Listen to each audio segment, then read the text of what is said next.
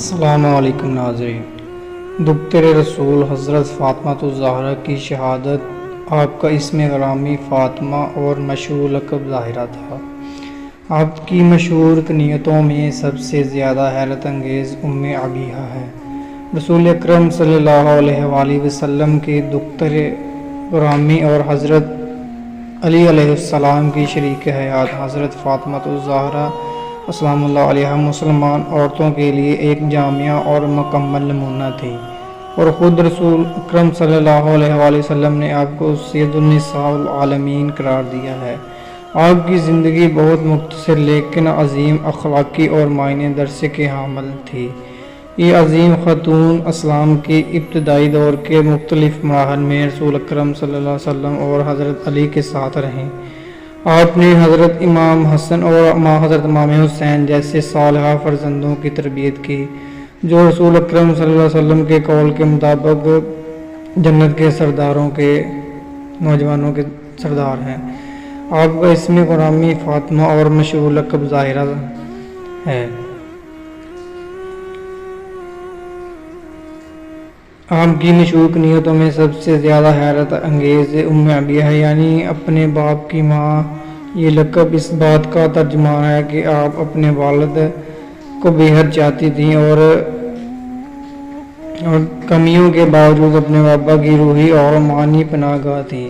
پیغمبر اسلام نے آپ کو ام عبیہہ کا لقب اس لیے دیا کیونکہ عربی میں اس لفظ کے معنی ماں کے علاوہ اصل اور مبدا کے معنی ہیں، یعنی جڑ اور بنیاد۔ لہٰذا اس لقب کا ایک معنی نبوت اور ولایت کی بنیاد اور منبع پر بھی ہے، کیونکہ یہ آپ ہی کا وجود تھا جس کی برکت سے شجرہ امامت اور ولایت نے رشد پایا، جس نے نبوت کو نبوت دی اور نبی خدا کو ابتریت کے تعینہ سے بچایا۔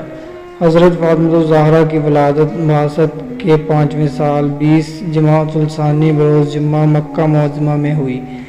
جناب سیدنا کو اپنے بچپن میں بہت سے ناگوار حالات کا سامنا کرنا پڑا۔ 5 سال کی عمر میں سر سے ماں کا سایہ اٹھ گیا۔ اب باپ کے زیر سایہ زندگی شروع ہوئی تو اسلام کے دشمنوں کی طرف سے رسول کو دی جانے والی اذیتیں سامنے تھیں۔ کبھی اپنے بابا کے جسم بار کو پتھروں سے لہولہان دیکھتی تو کبھی سنتوں کے مشرکوں نے بابا کے سر پر پورا ڈال دیا، کبھی سنتی کے دشمن بابا کے قتل کا منصوبہ بنا رہے ہیں۔ مگر اس کم سنی کے عالم میں بھی سیدنا عالم نہ ڈری نہ سہی نہ ہی گھبرائی، بلکہ اس ننھی سی عمر میں بھی اپنے بزرگ مرتبہ باپ کی مددگار بنی رہی۔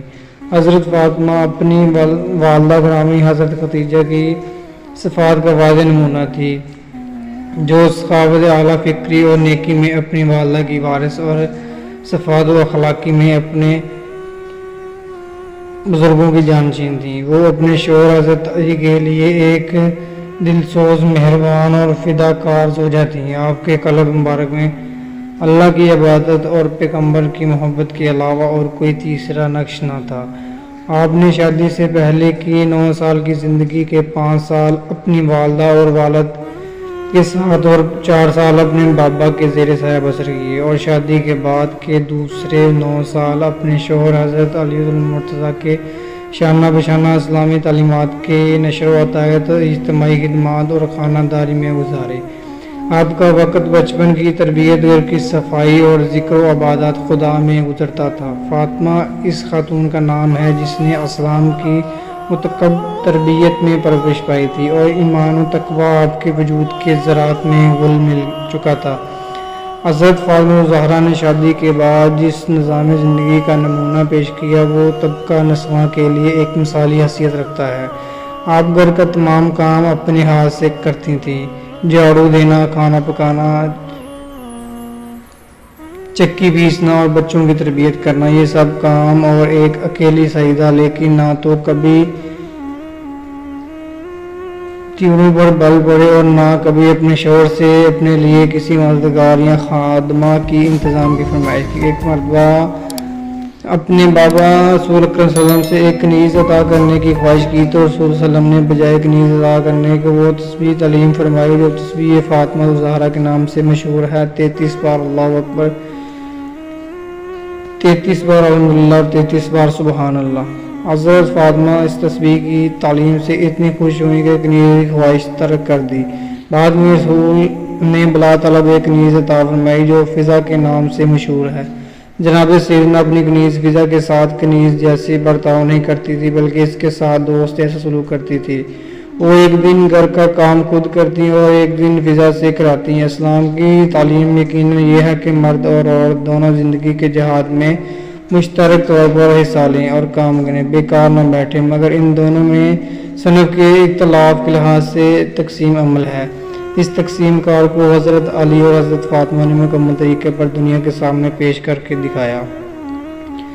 اسلام میں عورتوں کا جہاد مردوں کے جہاد سے مختلف ہے، لہٰذا حضرت فاطمہ الزہرا نے کبھی میدان جنگ میں قدم نہیں رکھا، لیکن جب کبھی پیغمبر میدان جنگ سے زخمی ہو کر پلٹتے تو سید عالم کا ان کے زخموں کو دھوتی تھی، اور جب علی خون آلودہ تلوار لے کر آتے تو فاطمہ اسے دھو کر پاک کرتی تھی۔ وہ اچھی طرح سمجھتی تھی کہ ان کا جہاد یہی ہے جسے وہ اپنے گھر کے چار دیواری میں رہ کر کرتی ہیں۔ ہاں، صرف ایک موقع پر حضرت فاطمہ الزہرا نصرت اسلام کے لیے گھر سے باہر آئیں، اور وہ تھا مباہلے کا موقع، کیونکہ یہ ایک پرامن مقابلہ تھا اور اس میں صرف روحانی فتح کا سوال تھا، یعنی کہ صرف مباہلہ کا میدان ایسا تھا جہاں سید عالم خدا کے حکم سے برق و چادر میں نہا ہو کر اپنے باپ اور شوہر کے ساتھ گھر سے باہر نکلی۔ حضرت فاطمہ الزہرا کے اوصاف و کمالات اتنے بلند تھے کہ ان کی بنا پر رسول صلی اللہ علیہ وسلم نے فاطمہ الزہرا سے محبت بھی کرتے تھے اور عزت بھی۔ محبت کا ایک نمونہ یہ ہے کہ جب آپ کسی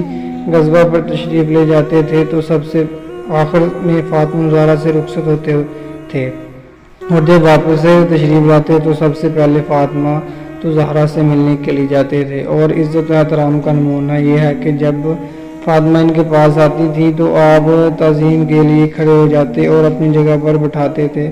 رسول صلی اللہ علیہ وسلم کا یہ برتاؤ فاطمہ الزہرا کے علاوہ کسی دوسرے شخص کے ساتھ نہ تھا۔ افسوس ہے کہ وہ فاطمہ جن کی تعظیم کو رسول کھڑے ہو جاتے تھے، رسول کے جانے کے بعد اہل زمانے کا رخ ان کی طرف سے پھر گیا۔